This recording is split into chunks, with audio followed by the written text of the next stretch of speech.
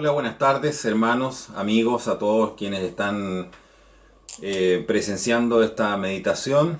Una vez más nos encontramos para poder analizar algún tema, algún punto en particular desde la perspectiva de lo que dice la palabra de nuestro Dios.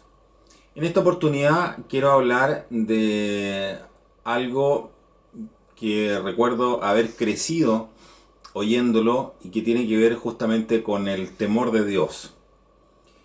Yo creo que para nadie es misterio que en los tiempos en que estamos viviendo, en esta sociedad actual de este siglo XXI, podemos ver que la sociedad en la cual estamos inmersos es una sociedad cada día más empoderada, como se acostumbra a decir.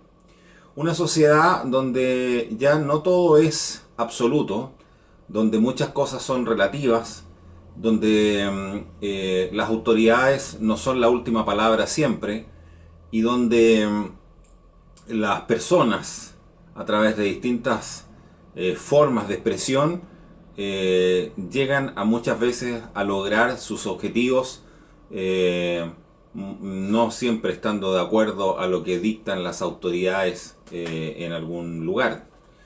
La verdad es que, ¿por qué menciono todo esto?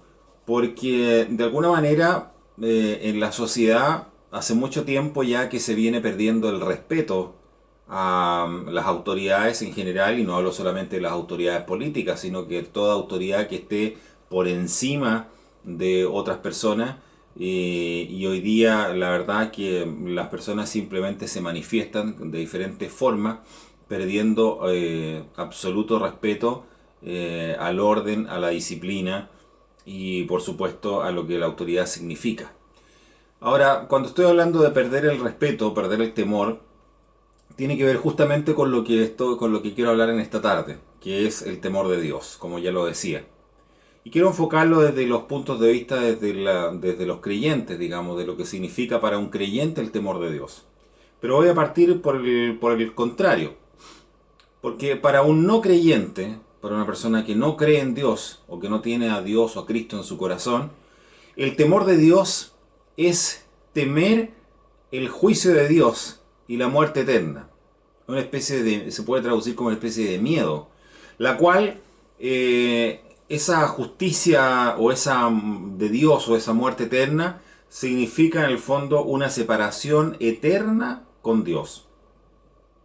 Lucas 12:5 dice el Señor Jesucristo: más os enseñaré a quien temáis. Temed a aquel que después de haber quitado la vida tiene poder de echar en la gehenna. Así os digo, a este temed. Horrenda cosa, dice en Hebreos, es caer en las manos del Dios vivo. Claro, son frases, son versos que en el fondo son como amedrentadores, son intimidatorios, porque dice, horrenda cosa es caer en las manos del Dios vivo. Pero vamos a explicar a qué se refiere con esto. Porque para un creyente, el temor de Dios es algo muy diferente como lo ve un no creyente. Porque el temor que se produce en el creyente respecto de Dios es reverenciar a Dios. No es un miedo de lo que Dios me hará, no es un miedo de que Dios me va a castigar, sino que más bien ese temor tiene que ver con un respeto, una reverencia a Dios. Tengo temor de Dios significa respeto a Dios. Le creo a Dios, le hago caso a Dios y le respeto en su soberanía. Hebreos 12, 28 y 29 dice, hay una buena descripción aquí respecto a lo que significa el temor de Dios. Dice, así que, tomando el reino inmóvil, retengamos la gracia por la cual vamos a Dios agradándole con temor y reverencia, porque nuestro Dios es fuego consumidor. Esta reverencia y admiración es exactamente lo que significa el temor de Dios para los cristianos. Este es el factor que nos motiva a rendirnos al Creador del universo. Proverbios 1:7 declara, el principio de la sabiduría es el temor de Jehová. Hasta que comprendamos quién es Dios y desarrollemos un temor reverencial hacia Él, no podremos adquirir esa verdadera sabiduría de la cual habla Proverbios. La verdadera sabiduría solo viene de entender quién es Dios realmente y que Él es santo, que es justo y soberano. En Deuteronomio 10:12 y los versículos 20 y 21 dice: Ahora pues, Israel, ¿qué pide Jehová tu Dios de ti? Sino que temas a Jehová tu Dios, que andes en todos sus caminos y que lo ames, y sirvas a Jehová tu Dios con todo tu corazón y con toda tu alma. ¿Se da cuenta que se refiere a la obediencia, a hacer lo que Dios espera de nosotros? A Jehová tu Dios temerás, a Él servirás, a Él te allegarás y por su nombre jurarás. Él es tu alabanza y Él es tu Dios, que ha hecho contigo estas grandes y terribles cosas que tus ojos han visto. El temor de Dios, hermanos, es la base para nuestro andar en sus caminos, servirle y amarlo. Muchos tienen la tendencia de minimizar el temor de Dios de los creyentes, interpretándolo como simplemente que se le mira como con respeto, más bien como reverencial. Es como cuando el niño pequeño tiene en respeto de su padre, pero más bien ese respeto está más mezclado con miedo de que si hace algo indebido, el padre o la madre lo va a castigar o lo va a reprender. Bueno, no es el caso de los cristianos, porque los cristianos, si hemos entendido y comprendido las escrituras, como ya he dicho, entonces habremos entendido que cuando estamos hablando del temor de Dios, estamos hablando de una reverencia, de un respeto, de una adoración, de una admiración respecto de la persona de nuestro Dios y lo que significa para nosotros, y por tanto le creemos y le obedecemos. Sin embargo, él dice, el respeto indiscutiblemente está incluido en el concepto del temor de Dios. Es mucho más que eso. El temor bíblico de Dios para un creyente incluye el entender lo mucho que Dios aborrece el pecado y temer su juicio sobre éste, aún en la vida de un creyente. Sí, porque los creyentes también somos castigados por cometer pecado, no porque ya seamos salvos, hijos de Dios, significa que está todo permitido para nosotros. Seguimos siendo pecadores y seguimos recibiendo un castigo por nuestros pecados. Hebreos 12, 5 al 11 describe la disciplina de Dios hacia un creyente, cómo Dios disciplina a los creyentes. Dice, y estáis ya olvidados de la exhortación que como con hijos habla con vosotros, diciendo, Hijo mío, no menosprecies el castigo del Señor, ni desmayes cuando eres de él reprendido. Porque el Señor, fíjese bien, el Señor al que ama castiga, y azota a cualquiera que recibe por hijo. Si sufrís el castigo, Dios se os presenta como a hijos, porque ¿qué hijo es aquel a quien el Padre no castiga? Mas si estáis fuera del castigo, del cual todos han sido hechos participantes, luego sois bastardos y no hijos. Por otra parte, tuvimos por castigadores a los padres de nuestra carne y los reverenciábamos.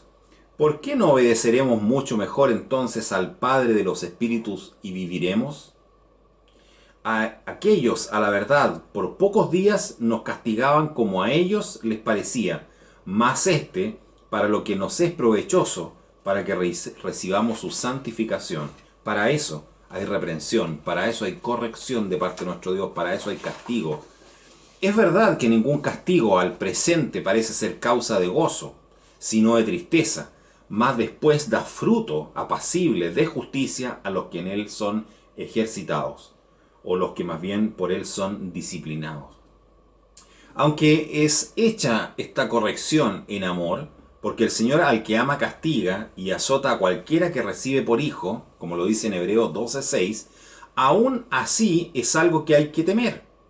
Pero que hay que temer en el sentido de que, nuevamente, no del miedo, sino que más bien hay que tener en cuenta, porque efectivamente Dios, si cometemos pecado, si no hacemos su voluntad, efectivamente corremos el riesgo de recibir una sanción por eso, porque está escrito en su palabra. Como hijos, el temor a la disciplina de nuestros padres, como decía delante, sin lugar a duda, nos previno de algunas malas acciones. Muchas veces hay cosas que no hicimos en nuestra niñez por temor a la reprensión, por temor a la disciplina, por temor a un posterior castigo por parte de nuestros padres, porque fuimos advertidos que si hacíamos tal o cual cosa seríamos castigados. Y muchas de esas cosas no las hicimos porque fuimos advertidos previamente por nuestros padres. Lo mismo debe ser verdad en nuestra relación con Dios, porque Él también nos advierte respecto de las consecuencias del pecado, respecto de lo trágico que es pecar. Vayamos a algo tan sencillo y algo tan conocido. ¿Qué pasó con el hombre en Edén, con Adán y Eva, por haber desobedecido a la orden de Dios? Fueron expulsados del huerto por su desobediencia. Debemos temer su disciplina, debemos ser respetuosos de la corrección de nuestro Dios y por lo tanto buscar el vivir nuestras vidas de tal manera que lo agrademos permanentemente. Los creyentes no debemos tener miedo de Dios, no es ese el concepto. No tenemos razón para tenerle miedo. Tenemos su promesa de que nada podrá separarnos de su amor. Romanos 8:38 al 39 lo dice, por lo cual estoy cierto que ni la muerte, ni la vida, ni ángeles, ni principados, ni potestades, ni lo presente, ni lo porvenir, ni lo alto, ni lo bajo, ni ninguna criatura nos podrá apartar del amor de Dios. ¡Qué preciosa promesa esta, hermanos! Que es en Cristo Jesús, Señor nuestro. Tenemos su promesa de que nunca nuestro Dios nos va a dejar ni nos va a desamparar. Hebreos 13:5 dice: sean las costumbres vuestras sin avaricia, contentos de lo presente, porque Él dijo: no te desampararé ni te dejaré. El temer a Dios significa tener tal reverencia a Él que ésta tenga un gran impacto en la manera en que vivimos nuestras vidas. Esa reverencia, ese respeto debe transformarse en obediencia, de hacer lo que Dios espera de nosotros, al mismo tiempo de no hacer lo que Dios no quiere que hagamos. El temor de Dios es respetarlo, obedecerle, someternos a su disciplina y adorarlo con admiración. Pero ¿por qué es tan importante entonces para un hijo de Dios temerle o temer el temor de Dios? ¿Por qué es tan importante para los hijos de Dios, para los cristianos? Uno de los requisitos de Dios es temerle. Eso es respetarlo y reverenciarlo. Está en Deuteronomio 10, 2 y 13. Dice: ahora pues, Israel, ¿qué pide Jehová tu Dios de ti, sino que temas a Jehová tu Dios, que andes en todos sus caminos y que lo ames y sirvas a Jehová tu Dios con todo tu corazón y con toda tu alma?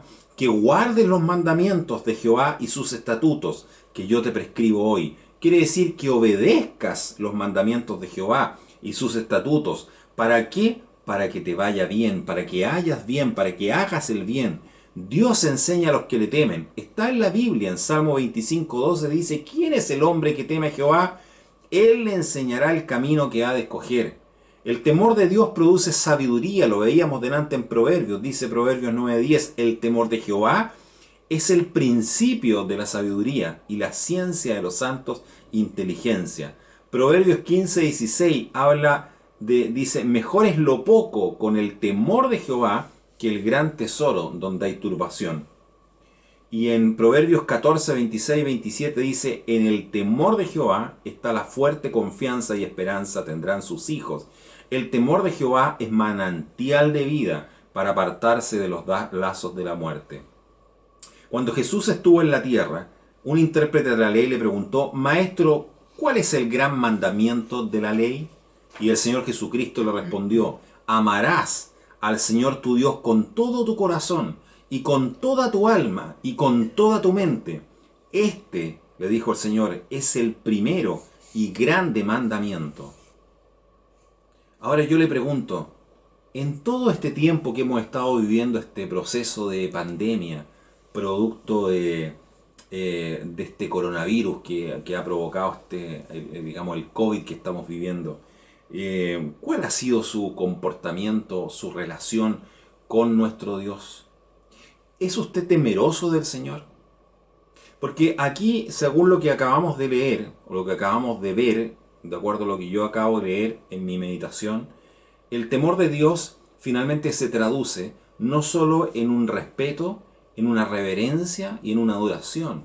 Se traduce también en la obediencia a nuestro Dios. Obediencia de sus mandamientos. Y aquí lo dice, Señor, ¿qué debo hacer? Le dice. O mejor dicho, ¿cuál es el gran mandamiento de la ley?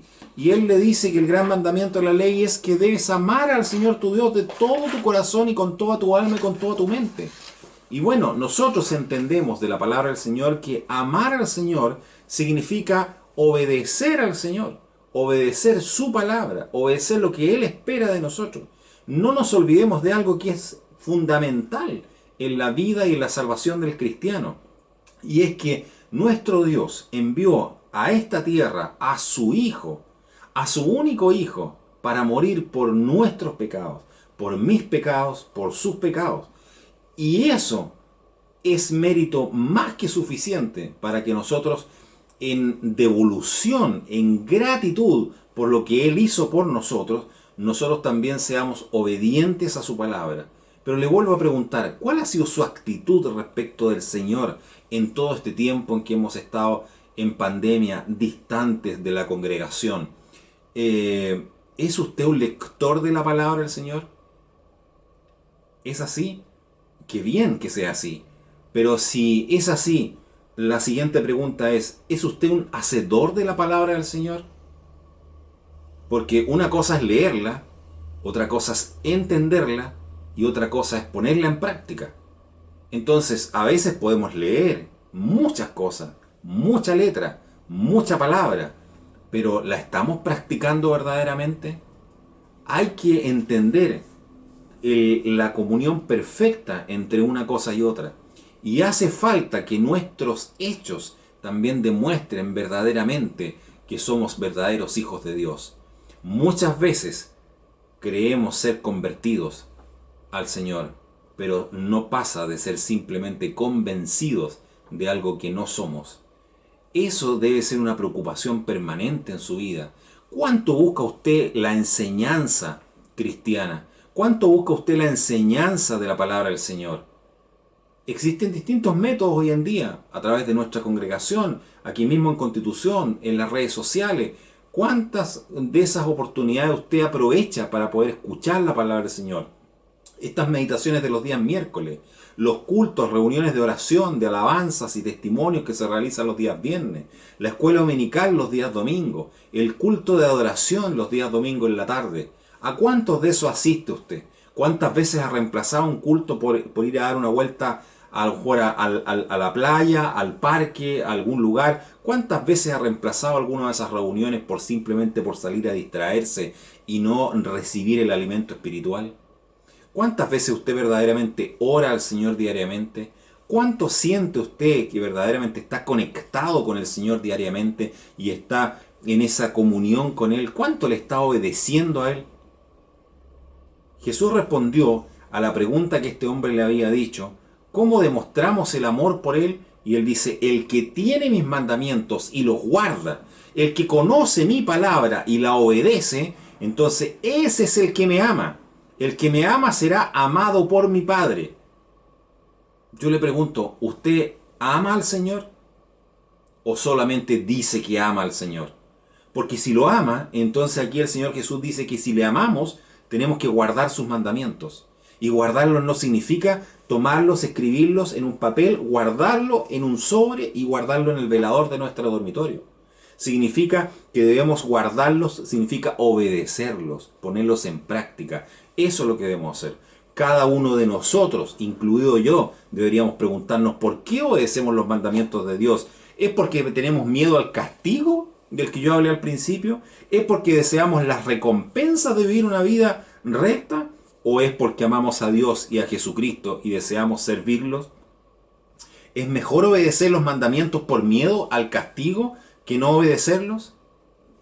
Quizás puede ser, pero yo le aseguro por la palabra del Señor que seríamos mucho más felices si obedeciéramos a Dios porque le amamos a Él y porque deseamos obedecerle. Hermano, amigo, que usted está escuchando, aquí en la tierra está lleno de seres humanos, usted, yo, personas de carne y hueso, pecadores unos y otros. Pero el único norte que debemos tener, al único que debemos mirar siempre, el único que debe ser nuestro ejemplo a seguir, es nuestro Señor Jesucristo. Porque para eso vino a la tierra. No solamente a morir por nuestros pecados, también vino a la tierra para poder dejarnos ejemplo de rectitud y de la vida que Dios espera de cada uno de nosotros. Muchas veces nos excusamos de que tal o cual hermano esté tropiezo para nuestra vida. ¿Y sabe por qué? Porque usted está mirando al frente y no está mirando arriba. Que el Señor nos bendiga y nos ayude a poner su palabra en práctica cada día para que verdaderamente demostremos que le amamos a Él porque Él nos amó primero. Oramos. Padre Celestial, gracias por esta oportunidad que nos da de estudiar su palabra, gracias porque la tenemos, porque podemos meditar en ella. Ayúdenos a realmente a ser temerosos de usted, pero ser reverentes respecto a su palabra, de lo que usted espera de nosotros, ser obedientes y ponerla en práctica. Gracias Padre Celestial por habernos amado, ayúdenos a amarle a usted también. Gracias por ese don que solamente usted pudo dar al enviar a su Hijo a morir por nosotros en la cruz. Agradecemos y pedimos todo en nombre de Cristo. Amén.